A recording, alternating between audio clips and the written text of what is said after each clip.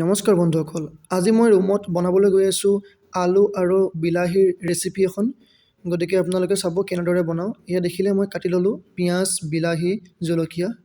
এতিয়া মই পকা তেলখিনিত আলু বইল কৰা দি দিছোঁ। এয়া আলুখিনি প্ৰথমতে বইল কৰি ল'লোঁ।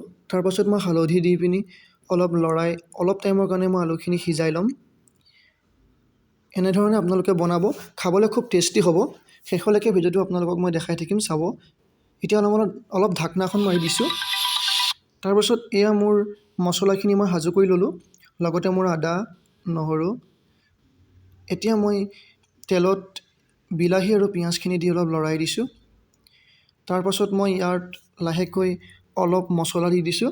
মছলাখিনি আপোনালোকে আগতীয়াকৈ ফ্ৰাই কৰি ল'ব দি পিনি, তেতিয়া খুব টেষ্টি হয় খাবলৈ। সকলোবিলাক মছলা দি আপোনালোকে অলপ টাইম লৰাই পিনি মছলাখিনি পকাই পিনি সিজাই ল'ব।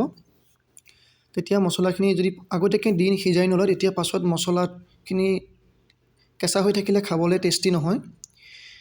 এতিয়া লাহেকৈ মই অলপ পানী দি লৈছোঁ, যিহেতু অলপ গ্ৰেভি বনাম। পানীখিনি দি অলপ টাইম লৰাই পিনি মই থোৰা নিমখ দি দিলোঁ। অলপ নিমখ দিয়াৰ পিছত মই এতিয়া আলুখিনি তাত অলপ টাইমৰ কাৰণে দি দিলোঁ। দি পিনি লৰাই পিনি এতিয়া মই ঢাকনাখন মাৰি দিলোঁ। আৰু দেখিলে এতিয়া লাষ্টত কিমান ধুনীয়া এখন ৰেচিপি বনিলে।